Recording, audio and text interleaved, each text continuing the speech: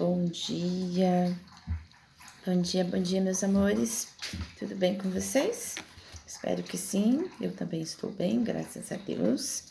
Vamos começar o nosso dia. Hoje nós vamos começar as notas explicativas do Evangelho de Mateus, capítulo 27. Oremos. Senhor Deus, que nesse instante o Senhor possa estar na nossa presença, trazendo assim compreensão, sabedoria e instrução para o nosso seguir. Que Jesus esteja, sim, em nossos corações todos os dias e que tenhamos um momento na sua presença. Em nome de Jesus. Amém. Amém, meus amores? 27:1. Ao romper o dia. Na sexta-feira, todos os principais sacerdotes e os anciões do povo se reuniram em número suficiente para dar uma sanção mais formal, com aparência de maior legitimidade, aos pronunciamentos anteriores feitos com Jesus durante as primeiras horas da manhã, 26, 57, 68. 27:2. O entregaram ao governador Pilatos. O governador da Judéia e prefeito romano sobre o imperador Tibério, para manter tudo o controle, os romanos mantiveram a pena de morte sobre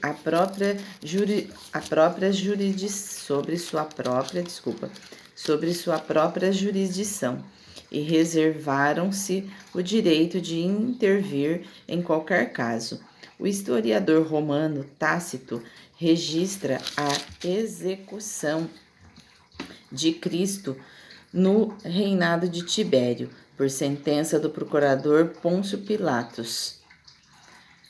27:3-4. O sentimento de remorso de Judas e sua tentativa de devolver o preço de sangue são registrados somente por Mateus.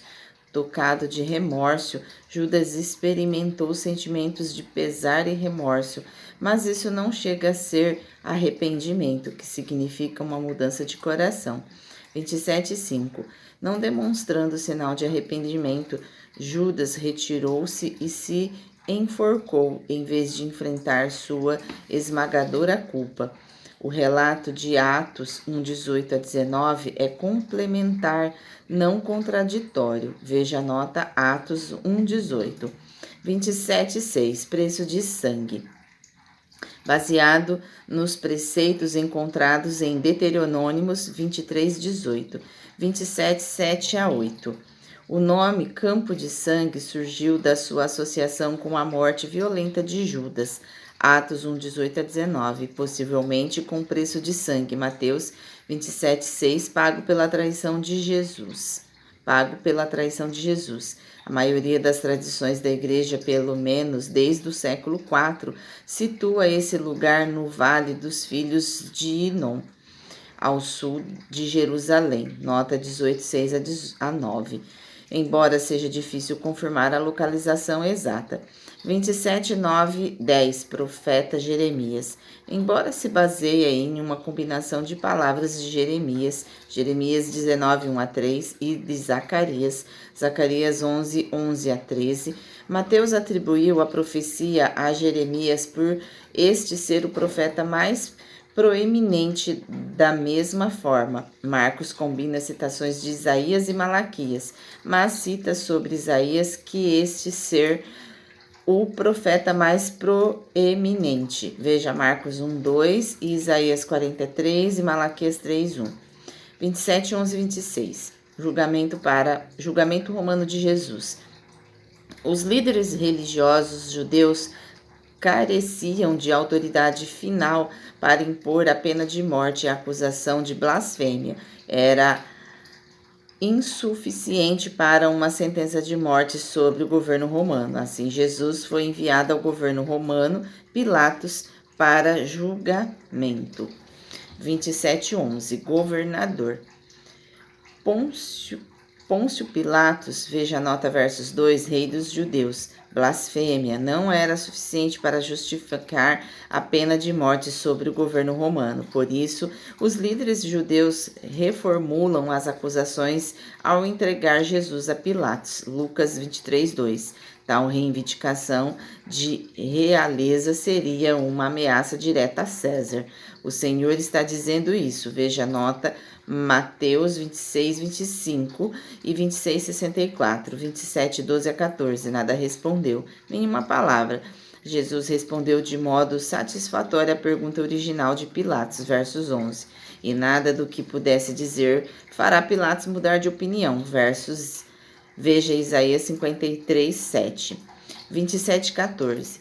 Pilatos ficou muito admirado com a recusa de Jesus em defender-se. 27, 15 a 18. Soltar ao povo. Pilatos aparentemente instituíra este costume como um meio de obter o favor das massas. Barrabás, um criminoso de má fama que havia cometido roubos. Nota João 18:40. Insurreição e homicídio. Marcos 15:17, Lucas 23:18 e 19.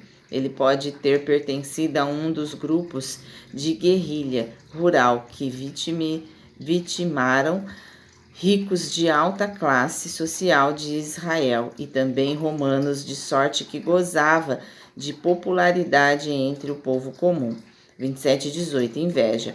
Pilatos sabe que o sumo sacerdote e o sinédrio não estão preocupados com ameaça alguma ao governo romano. Antes, eles estão com a inveja da popularidade de Jesus e se sentem ameaçados por seu ministério repleto de autoridade. 27:19. Sonho. Os romanos frequentemente viam os sonhos como presságios. O sonho provavelmente foi concebido por Deus como um sinal da inocência de Jesus. 27, 20 e 22. Alguns dias antes, o povo de Jerusalém havia gritado Hosana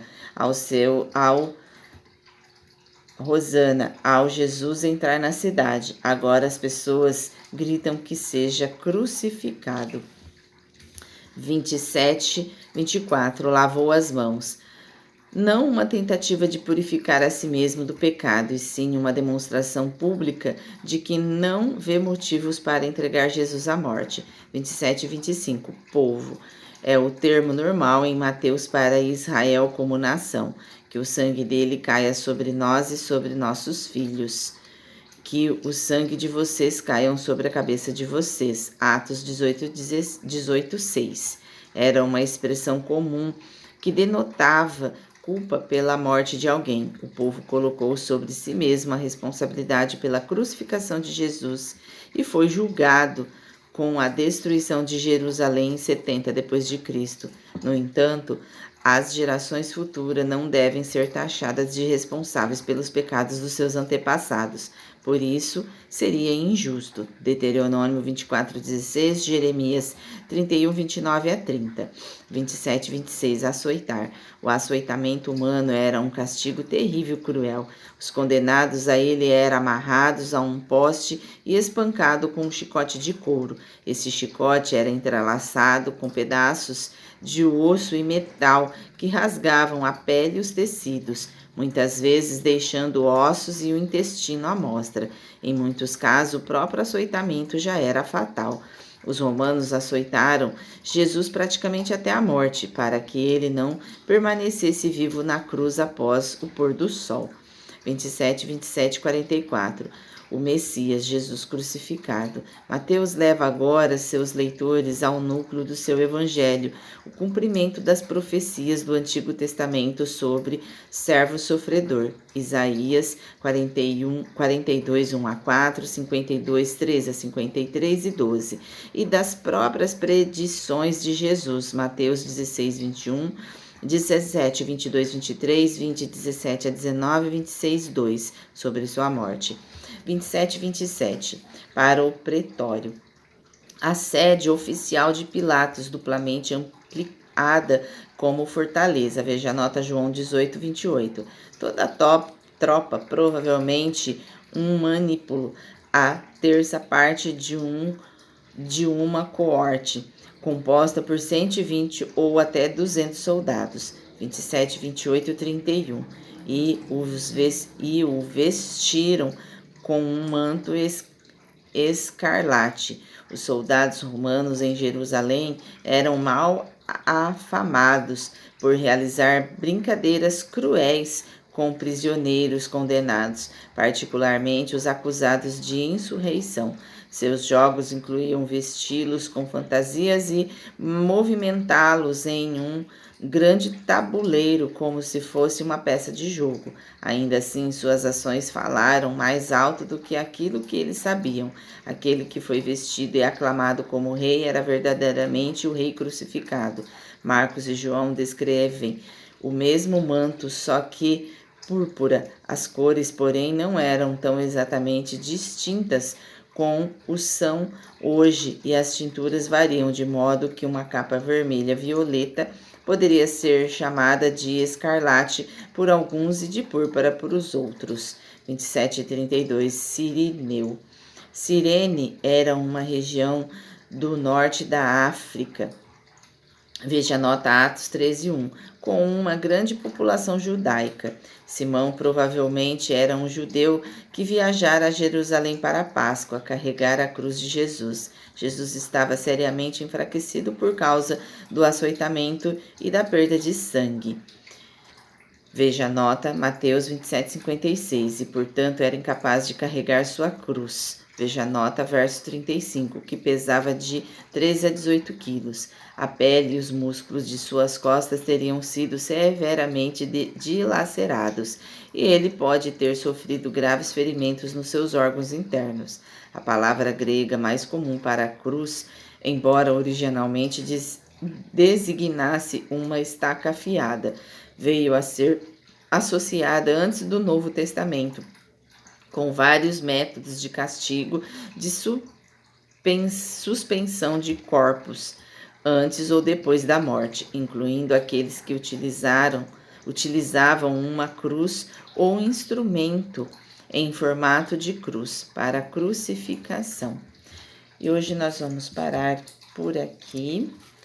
Amanhã nós damos sequência e dentro do encerramento. Na verdade, dá para a gente ir mais um pouquinho. 27 e 33. Golgotá. Transliteração da palavra aramaica para caveira. Pode ter recebido este nome por ser um lugar de execução ou por ser a área de diversos túmulos.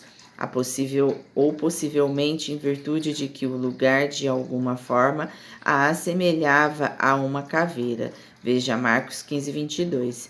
27 e 34. Essa foi mais uma zombaria pelo fato de que o vinho que eles ofereceram estava misturado com fel, uma erva amarga que poderia ser inclusive venenosa. 27, 35. O crucificaram. A crucificação era largamente praticada pelos romanos e o antigo historiador judeu Joséfo menciona milhares de pessoas crucificadas na Palestina do século I, principalmente durante as rebeliões contra Roma. A história de soldados romanos brincando de modo cruel com as diferentes posições das vítimas crucificadas. Apesar de parecer que o uso de pregos e de uma barra transversal tenha sido comum, explicações médicas modernas para a causa da morte de cruz têm dado ênfase à asfixia ou paralisia. A crucificação era amplamente considerada a pior forma de execução, devido à dor torturante e à vergonha pública. Ficar suspenso pelos braços causava, por fim, grande dificuldade de respirar, o que poderia ser aliviado se os pés fossem empurrados para cima, a fim de tirar o peso dos braços. Mas esse movimento em si causaria severa dor nos pés, braços, pernas e costas, fazendo com que a vítima extenuada caísse para baixo outra vez, tornando-a praticamente incapaz de respirar. Mais uma vez, por fim, a vítima sucumbia à asfixia, se já não tivesse morrido com o resultado do efeito cumulativo do trauma físico que lhe fora infligido. Repartiram entre si as roupas dele. É uma clara referência ao Salmo 22:18. Mateus faz alusão ao Salmo 22 durante grande parte da narrativa, sem sua usual fórmula de cumprimento. Veja a nota Mateus 1:22. Seus leitores saberiam que as ações dos soldados cumprem a Escritura. E hoje nós vamos parar por aqui. Amanhã a gente termina as notas explicativas. Que Jesus possa, assim, nos abençoar e fazer a gente refletir sobre toda a leitura de hoje. Cada qual com o seu, com a sua verdade, com o seu conhecimento, com o seu discernimento. Oremos. Senhor Deus, que possamos, assim, sempre honrar os seus conhecimentos dentro das veracidades e de forma analítica e verdadeira. Que possamos, nesse dia de hoje, entender os caminhos e termos, assim, direcionamento para que possamos caminhar de forma com o propósito que o Senhor tem para com a nossa vida. Abençoe a todos nesse dia, em nome de Jesus. Amém. Amém, meus amores. Até amanhã.